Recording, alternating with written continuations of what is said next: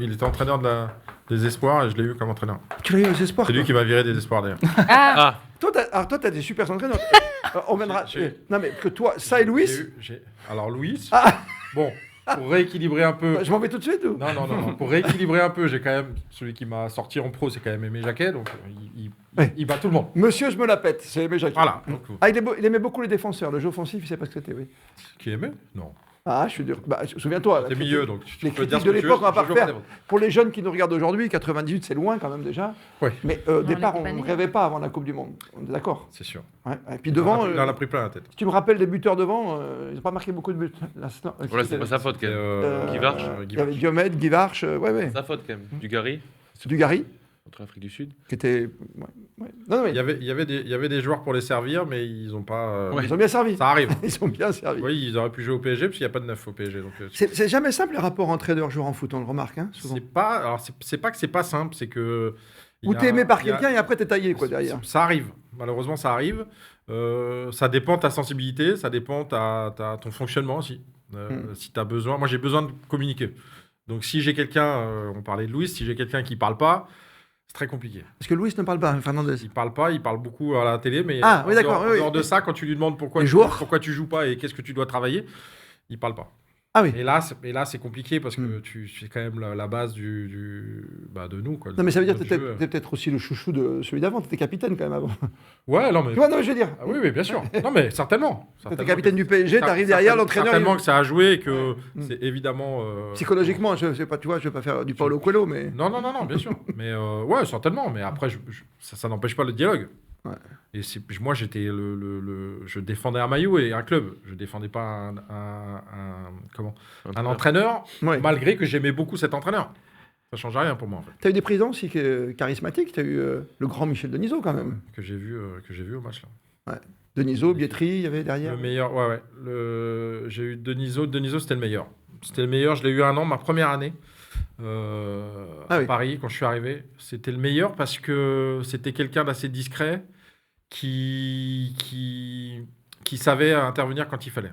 Il faisait 2 interventions dans l'année, mais voilà, les gens qui savent parler, tu les écoutes. Et lui, quand il parlait, tu l'écoutais. C'est quelqu'un de discret, même s'il fait des blagues partout aujourd'hui. Hein. Il est incroyable. Je sais pas si vous le suivez pas Et sur sur vous Twitter. suivez sur les. Ouais. Non, mais même pas sur les. Instagram. Il faut le suivre sur Instagram, c'est incroyable. Ah ouais. Ah ouais, sur Insta, tu le suis, tu vas voir. Moi, je suis Ouais, sur Arrête Twitter jamais. et Mais en c'est pas fait, mal. sa marionnette des Guignols, c'est ça.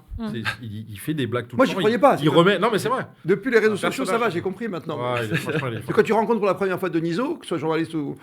Tu vois, c'est pas la blague. Déjà, il a toujours le sourire. Oui, il a un petit Et sourire, mais ouais, tu vois. tu te dis, bon, tu vois quand même le personnage qui a quand même présenté des émissions Bien qui sûr. étaient assez sérieuses et qui.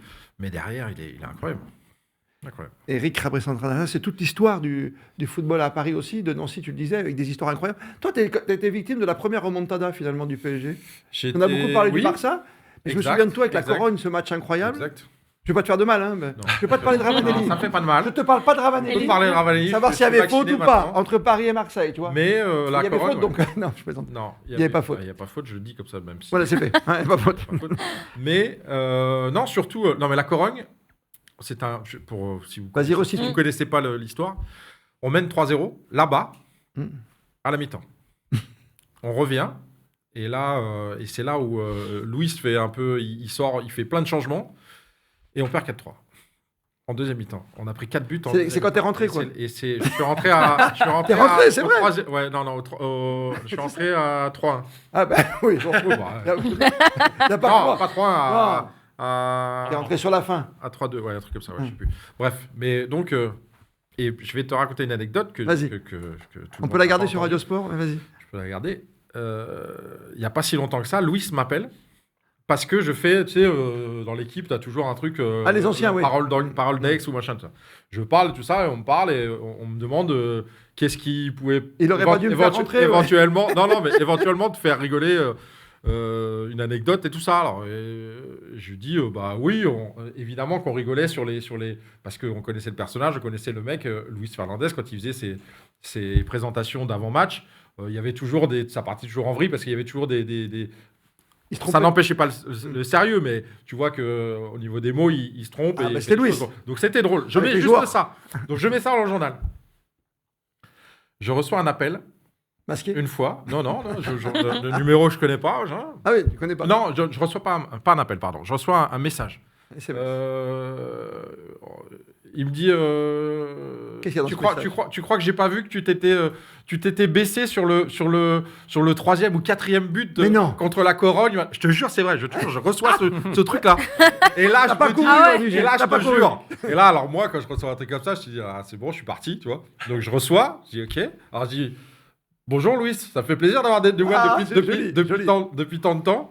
Je dis alors écoute, j'ai dit, j'ai plein de défauts, mais certainement pas celui-là. Même si je t'aimais pas à l'époque, j'aurais jamais fait un truc comme ça. J'ai une conscience professionnelle et tout ça. Maintenant, si tu veux, je t'invite à regarder le match avec toi. Je serai à côté de toi. On va regarder le match et tu vas me dire à quel moment j'ai baissé la tête. Et alors, ça y est? J'ai jamais eu de réponse. Vous n'avez pas encore mangé? J'ai jamais eu de réponse. Fromage ou dessert? Mais non, mais voilà, tu vois. Mais c'est pour te dire que